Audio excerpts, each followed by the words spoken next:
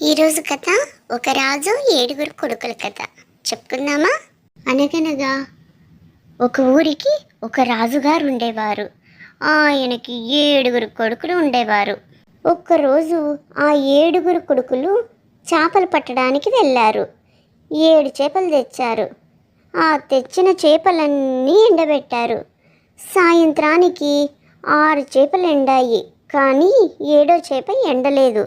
ఆ చేపను పట్టిన రాజకుమారుడు చేపని, చేప ఎందుకు ఎండలేదు అని అడిగాడు. ఆ చేప గడ్డిమెట్టు అడ్డం వచ్చింది అని బదులు చెప్పింది. ఆ రాజకుమారుడు వెళ్ళి గడ్డిమెట్టను, నా చేప ఎండకుండా ఎందుకు అడ్డం వచ్చావని అడిగాడు. గడ్డిమెట్టు అంది, ఈరోజు ఆవు నన్ను మేయడానికి రాలేదని రాజకుమారుడికి చెప్పింది. రాజకుమారుడు మళ్ళీ వెంటనే ఆవు దగ్గరికి వెళ్ళి, ఈరోజు నువ్వు గడ్డి మేయడానికి ఎందుకు రాలేదు అని అడిగాడు. నన్ను ఈరోజు పాలేరుడు తీసుకెళ్ళలేదు అని చెప్పింది. రాజకుమారుడు మళ్ళీ పాలేరుడు దగ్గరికి వెళ్ళి అడిగాడు, ఎందుకు ఈరోజు ఆవును గడ్డి మేయడానికి తీసుకొని వెళ్ళలేదు అని. అప్పుడు పాలేరుడు ఇలా అన్నది, అమ్మ నాకు అన్నం పెట్టలేదని చెప్పింది.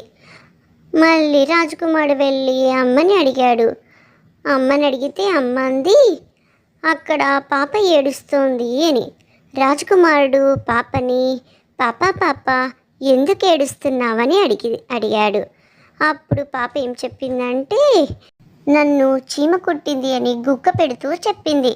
రాజకుమారుడు పట్టు వదలని విక్రమార్కుల్లాగా చీమను కూడా అడిగాడు, చీమ పాపని ఎందుకు కుట్టావు అని. అప్పుడు చీమ అంది, నా పుట్టలో వేలు పెడితే నేను కుట్టనా అని. చిన్నప్పుడు మా నాన్నమ్మ చెప్పిన కథ ఈరోజు నేను మీకు చెప్పాను. ఎలా ఉంది కథ? బాగుంటే కామెంట్లో మెసేజ్ చేయండి.